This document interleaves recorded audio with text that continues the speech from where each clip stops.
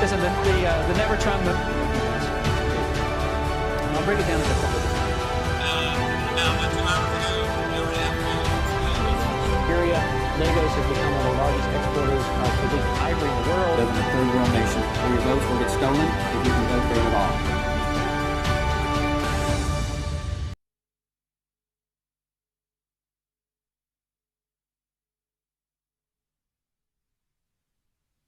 Hello, welcome to Around the World with Dane Waters. I'm your host, Dane Waters. I'm all choked up today, choked up today. Anyway, I'm actually messaging my guest. Modern technology is so great that, time changes. The problem with this show, no, there's no problem with this show. One of the challenges of this show is the fact when you talk to people in different time zones, you always have to coordinate and do all that kind of stuff. So it's always interesting. Anyway, so what's going on around the world? Today we're going to be talking about the craziness in the UK. It's getting, you think American politics is crazy. Well, we have to talk about the UK politics. We'll talk about that's number one. Number two, Iran. I mean, it's constantly. I mean, Donald Trump has dug himself a hole, and we will talk about that shortly as well. What's going on with that. But I do want to go back and talk about because I do look forward to having on the show in the future guests to talk about the future pandemics. I mean, we saw what happened to the hantavirus on the ship. Actually, a Spanish person was just diagnosed. The incubation period from that ship is 3 weeks, so they're expecting this week that more people will be diagnosed with it. Then we have the Ebola outbreak, what's happening in Africa, in the DCR. And this is one of the things. This is one of the problems with reducing the amount of global aid that America gives and that the other European countries give.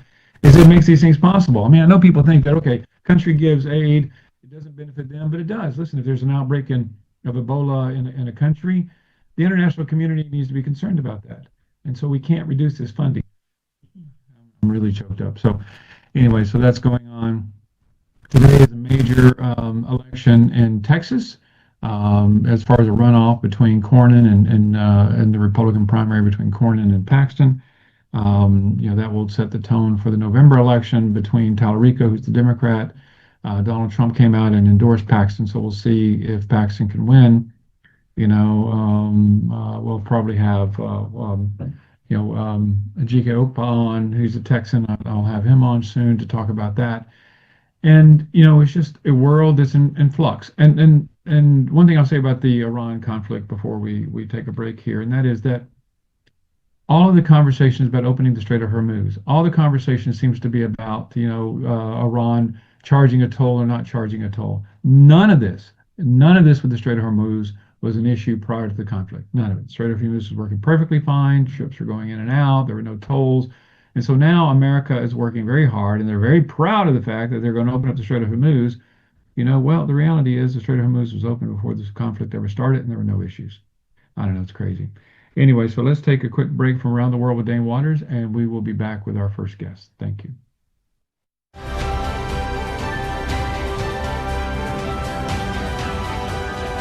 What we've always maintained, listen, the never Trump. I'll break it down into a couple of Syria, Lagos has become one of the largest exporters of illegal ivory in the world. Live in a third world nation where your votes will get stolen if you can vote for it at all.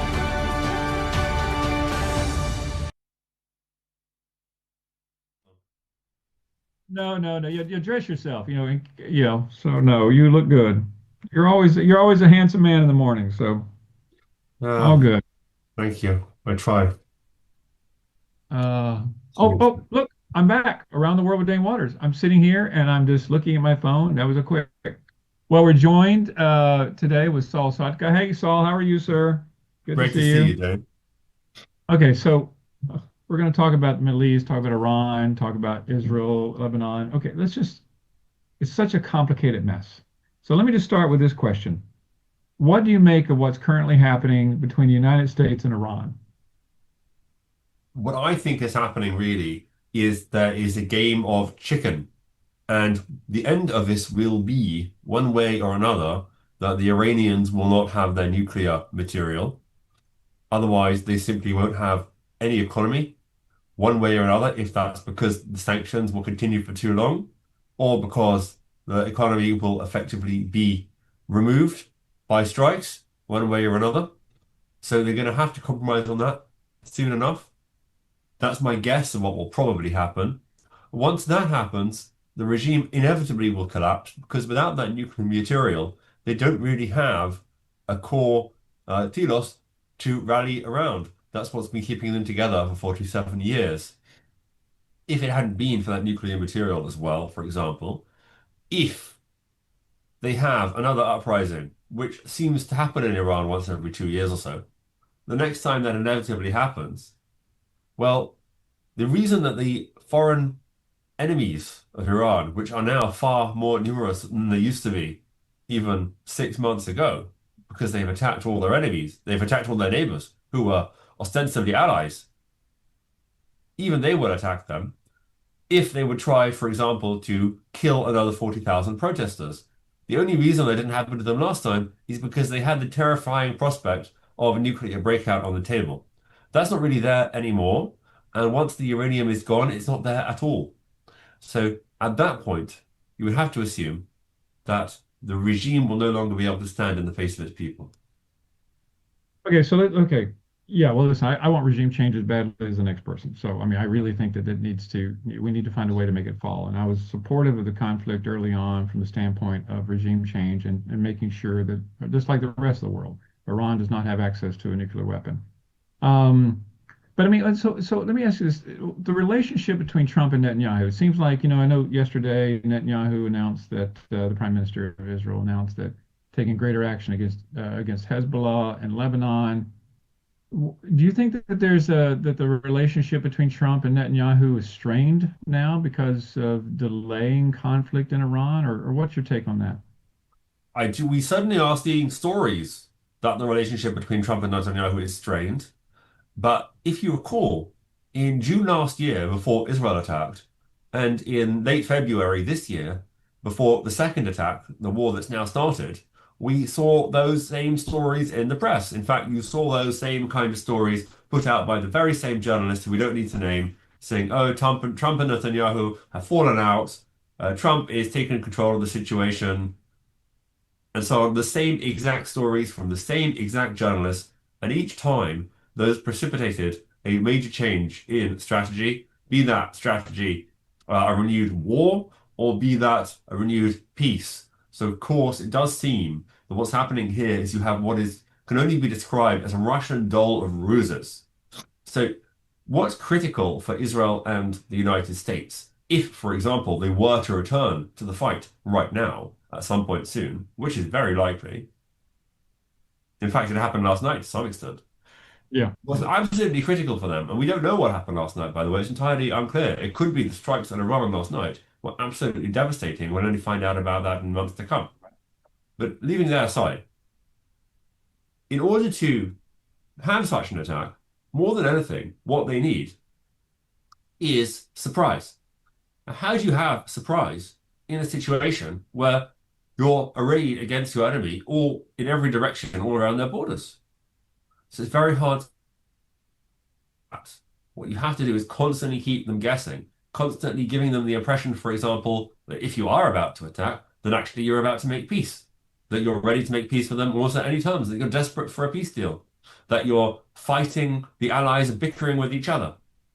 That's exactly the kind of thing that you would give. For example, you would send your Secretary of State, who was known to be more hawkish, off to India, and you would call in your Vice President, who was known to be generally in opposition to foreign entanglements, closer to you. You would do all these things, and these are all the things that they did last night.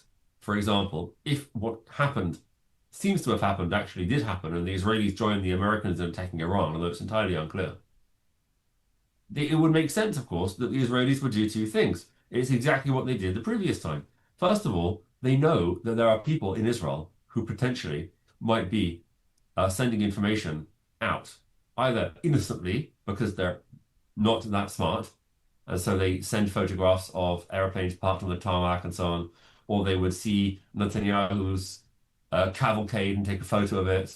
This is stuff that kind of happens, but there also could be sinister actors who are low-key providing information to Iran about critical infrastructure and the movements of VIPs. It's very likely that's the case.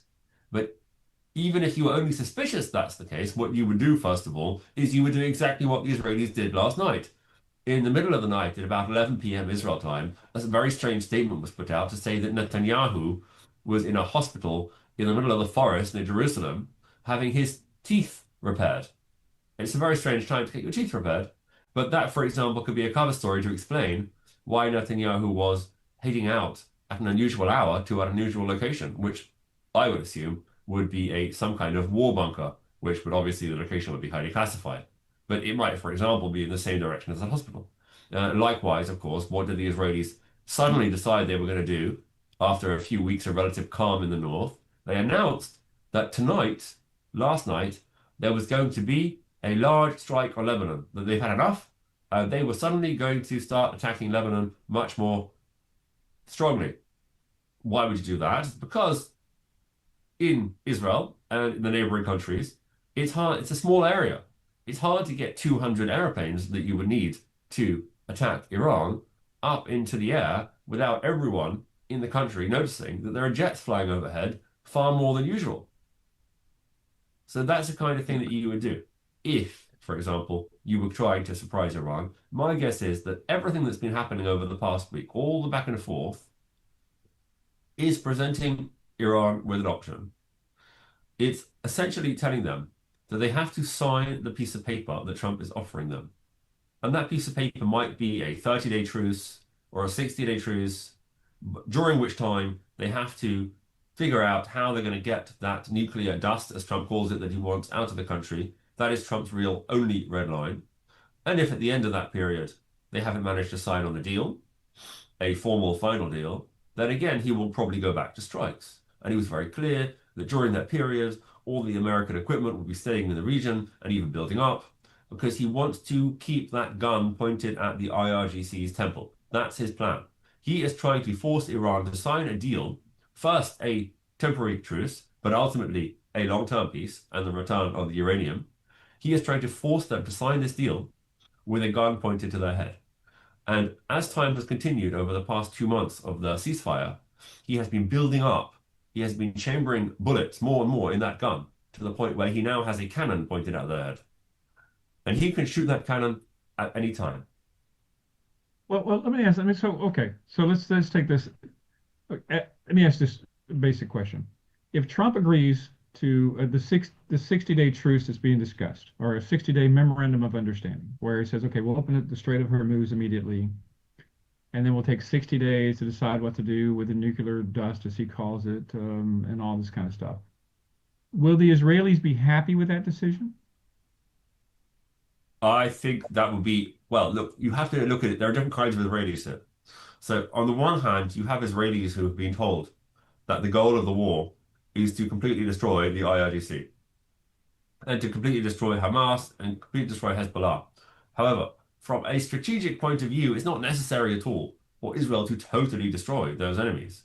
It's simply enough to attrit them to the extent that they no longer pose a strategic threat to Israel. So, for example, Hamas has been dealt with largely. There is now a wide 5 kilometer or so buffer zone between Israeli civilians and the nearest Hamas fighter, whereas 2.5 years ago, there were at least 7 or 8 times as many Hamas fighters, and they were far better armed, and the barrier between them and Israeli civilians was a wire fence.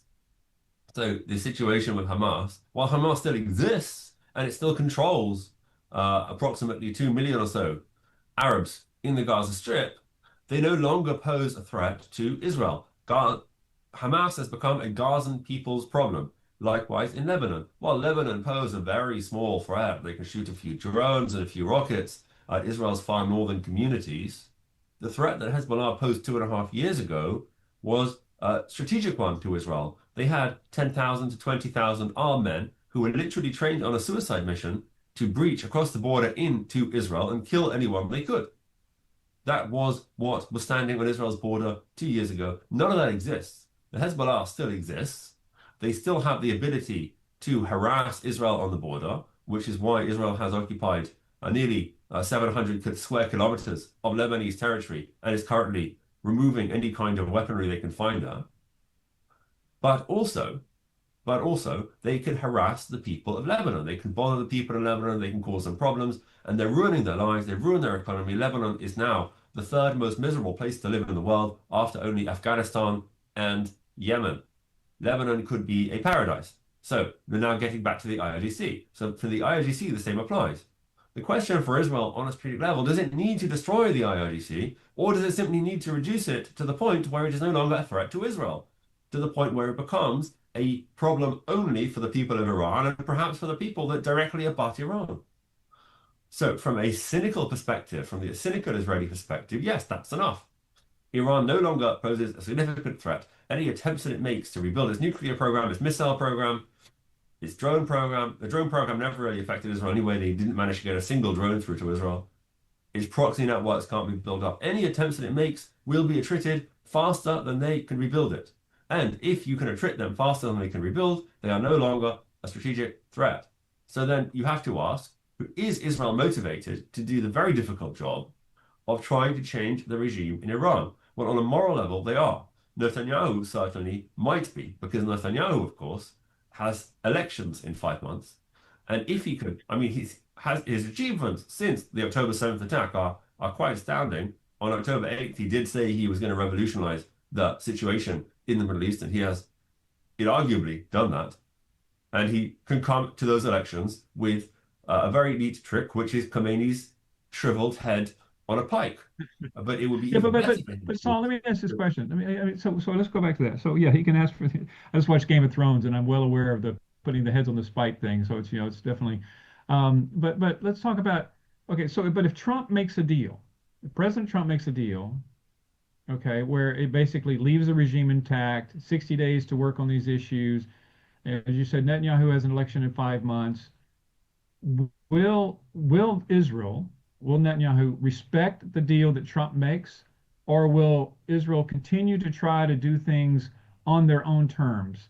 If they feel that Iran is still, and the IRGC is still doing whatever they want to do. I think certainly while the current regime is in place in Israel, the current government, and certainly while Trump is in town, that Israelis will do nothing without Trump's permission. That doesn't mean that they won't attack Iran, because it could be that they won't simply have permission. A deal between between the United States and Iran doesn't necessarily bind the Israelis. And if the Israelis feel threatened, they might go to Trump and say, listen, you made a deal, but we want to continue attacking. And Trump may or may not agree to that. It's unknowable.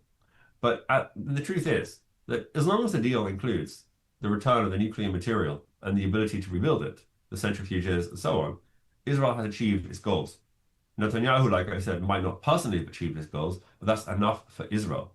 And eventually it will be enough for the Iranian people as well, because without that nuclear equipment, the Iranian regime don't have the ability to turn themselves into North Korea, which was their goal. You're never going to see revolution in North Korea, and if you did, it would be immediately crushed. And the reason is because there's nobody in the world who, for the sake of the 20 to 25 million Korean people who live under Kim Jong-il, are willing to risk their own militaries, or are willing even to get attacked with nuclear weapons to try and overthrow that regime. No matter what he does, even if the North Korean regime would set up concentration camps, no one is going to go in there and attack them, because they don't want to get their cities turned into ash. So the fact that the Iranians will now never have nuclear weapons, and a deal that will actually make that permanent and confirm that, should be enough for the Israelis. I would think that will keep them happy. However, of course, it's not enough for the Iranian people. It's not enough for the Iranian exiles. And most of all, it's actually not enough for the Gulf countries. The situation between the Gulf countries and Israel regarding Iran has absolutely reversed in the past few months. Whereas a few months ago, it was the Gulf countries who wanted always to try and make some kind of connotation with Iran, because they recognized that while Iran was a great threat, the process of getting rid of the IRGC was going to cost them lots of money. As we have seen, has exactly happened. They were correct. The Israelis didn't care that it was going to cost lots of money, because they understood that it was a strategic threat to them. But of course, now that this has continued now for a few months, the Straits of Hormuz are closed, the UAE and the Saudis are building bypasses to get the oil out, to get all their materials out, and that will essentially make the Straits of Hormuz irrelevant within a year or two. So if this continues for a year or two, the Straits of Hormuz have become irrelevant. But those two countries, for example, understand now, and Qatar more than anyone, Qatar is in the worst position because they don't have any way to get their liquefied natural gas out at all without the Straits of Hormuz. They certainly can't make a deal with Iran, and they certainly don't want to make a deal with their tribal rivals in Saudi Arabia. They are not friends. So they're in a very difficult position, these countries. Those countries understand that until such time as the IRGC is absolutely gone, whether the Straits of Hormuz are open or closed, there will constantly be a threat there. And who is really going to want to deal with them to buy their petrochemicals when there's this continual risk that, who knows, maybe in a month or two there'll be a war again and you're not going to get your delivery, when you could buy it from Venezuela or from Guyana or from Africa? Yeah. It's No, going to I put mean, them in a very difficult I situation. agree. Well, listen, we got 3 minutes left here. So let me ask this. I have to go to two other quick things. Number one, what do you think of Trump's proposal asking all the countries now to sign on to the Abraham Accords?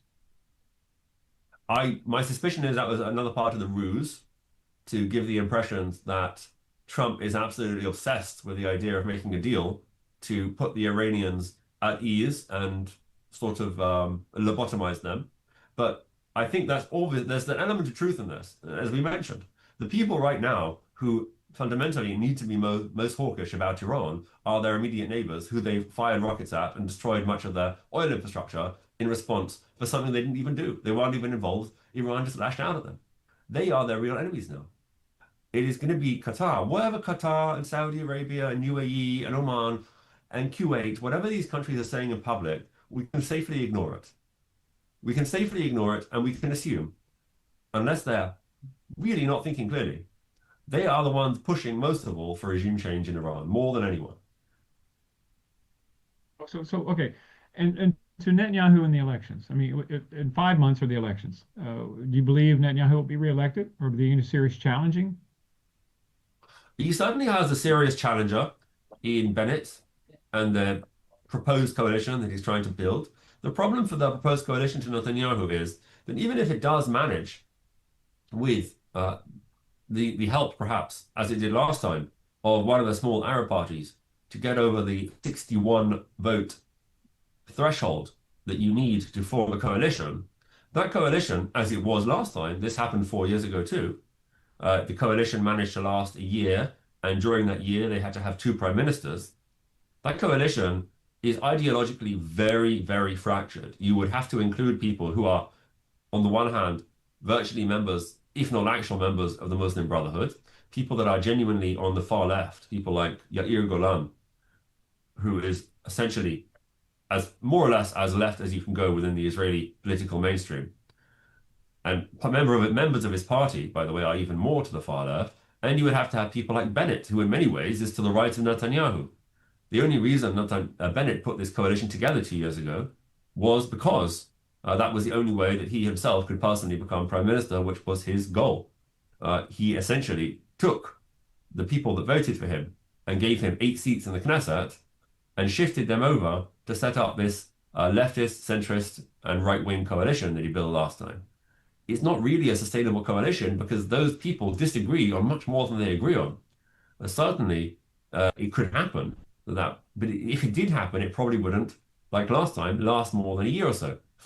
The question is Netanyahu going to get to that 61-3 threshold? I would say it's 50-50 at this time, but it depends very much on a few things. It depends on the continuing state of the war, the geopolitics, whether Netanyahu can persuade the people that while he was in charge on October 7th, his actions since have mitigated that failure, or whether the people against him will be able to dispute that. That will really be the crux of the coming election. And my guess is he will probably just squeak over the line.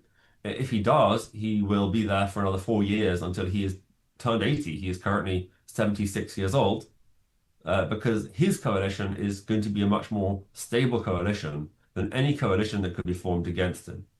So if he loses, the coalition that will replace him will probably be very weak. unless, which is also possible, there is some kind of major shake-up in the Israeli political scene and some new players coming in the next few months.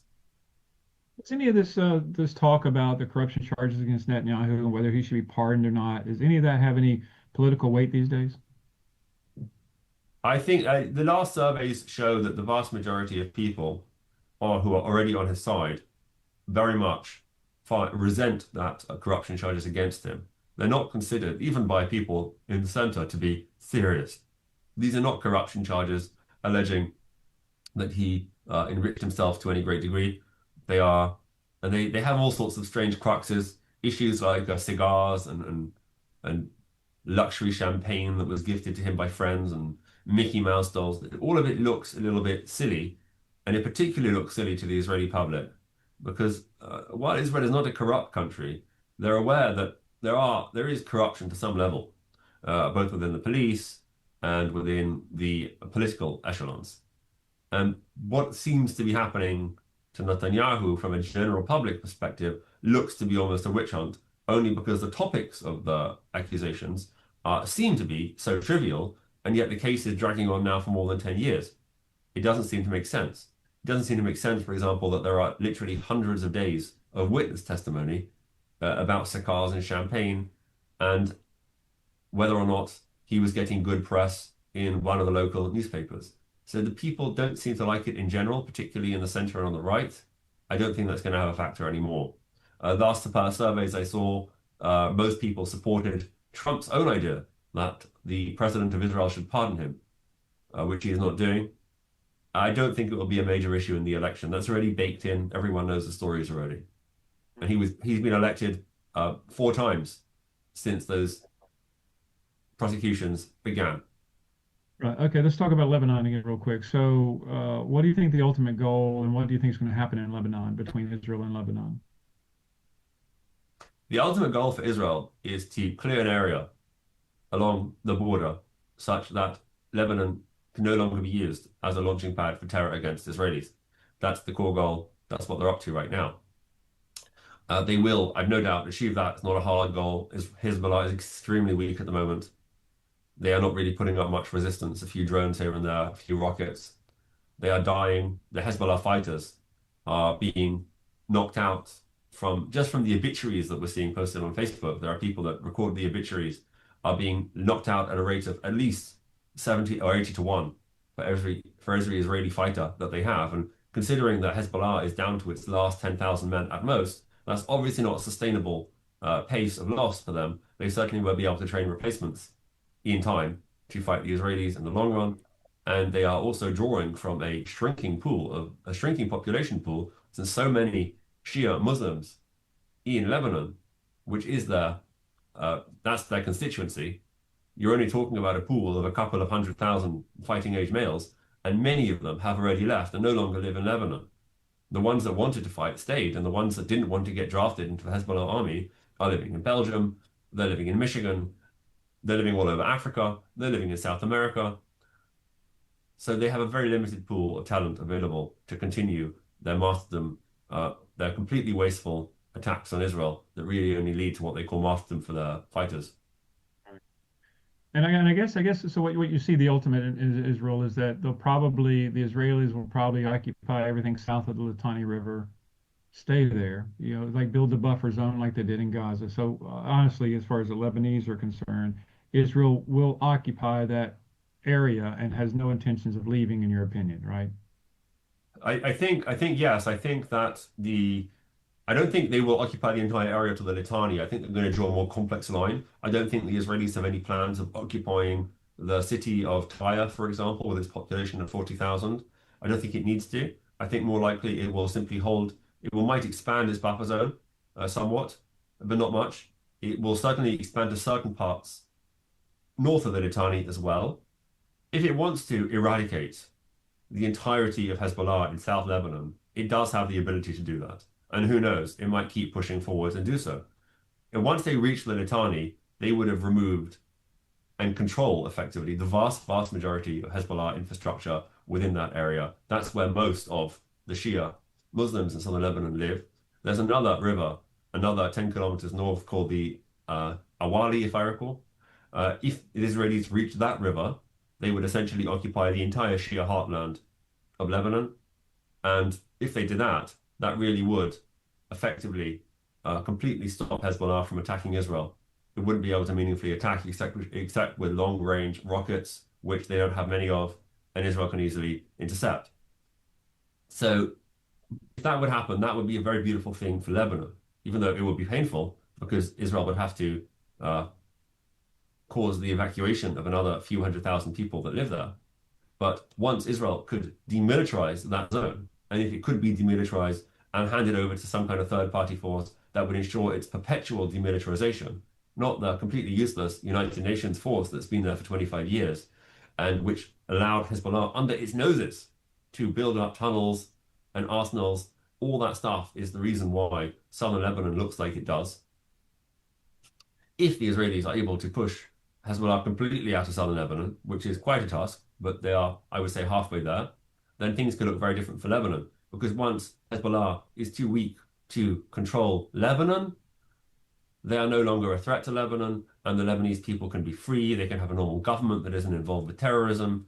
They can have international treaties. They can make peace with Israel, and they can go from being the third most miserable place in the world, by all accounts, to one of the happiest places in the world. They have beautiful coastline. They have skiing. They have a reputation for being great hosts in tourism. They have a reputation for banking. Lebanon can be a very rich country once Hezbollah is gone. It doesn't seem, however, that they have the ability themselves to remove them. And if Israel does stop in that buffer zone, which does seem likely, and doesn't continue to wipe out Hezbollah in other parts of the country, it does seem that the Lebanese army and the government there either don't have the will or the ability to remove that final remnant of Hezbollah, which means that Hezbollah will be with them forever. But that's not the end of the world for Israel, because at that point they are, as we said, a Lebanese people's problem. They won't really be able to hurt Israel anymore.